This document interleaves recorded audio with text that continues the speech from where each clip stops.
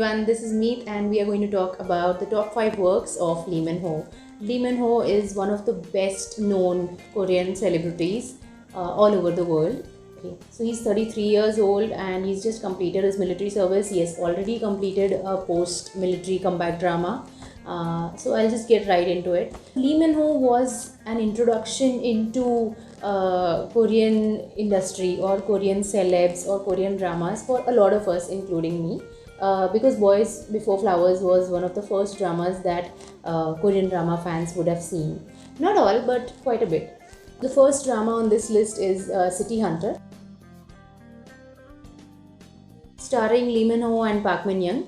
It has a nice story. It has a very good plot, and I think that is one of the reasons this drama became so famous. It is also the story which could help Lee Min Ho show his potential as an actor. It's basically a crime thriller, or a very emotional romantic drama with a lot of action sequences.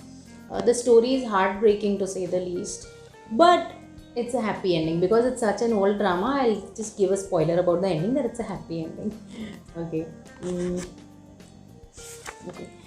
The second drama on this list is Legend of the Blue Sea, in which Lee Min Ho starred with Jun Ji Hyun. This drama is a historical romantic melodrama which has features of time fantasy. Not time travel, just time fantasy, dream world, etc. So he plays a con man who meets a mermaid. Yeah, let me not get into the plot too much, but because this is not a review, it's just a list. Something special about Legend of the Blue Sea is that it was inspired from a Korean folk tale. So you can check it out if you want. Then, okay, the third drama on this list is his most recent one, which is The King Eternal Monarch. I don't know why this drama, The King Eternal Monarch, didn't do as well in Korea as it did abroad. This is a sci-fi romantic drama with elements of time fantasy, time travel, even alternate dimensions. There's a reality and then there is an alternate dimension, and one of these is our world. Lee Min Ho starred with very talented Kim Go-eun, who was seen with Gong Yoo in Goblin. Yeah, that Kim Go-eun. And that saying, that I will cross dimensions, I will cross space and time to find you, that comes true in this drama. The love is just so impossible, and you'll just see them achieving that love. Spoiler, spoiler. Okay, the fourth drama on this list is Personal Taste, in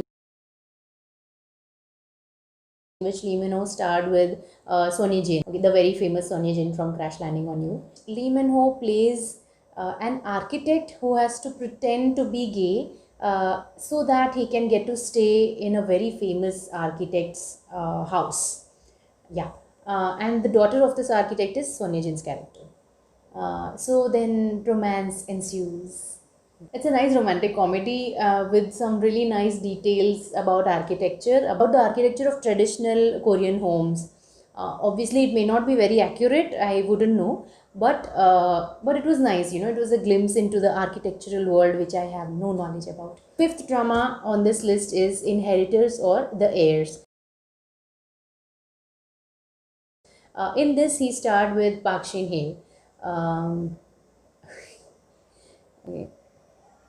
So this was a romantic teen drama about new adults trying to be adults without knowing how to do it. Boys in an elite school and love triangles and the three wrist grab.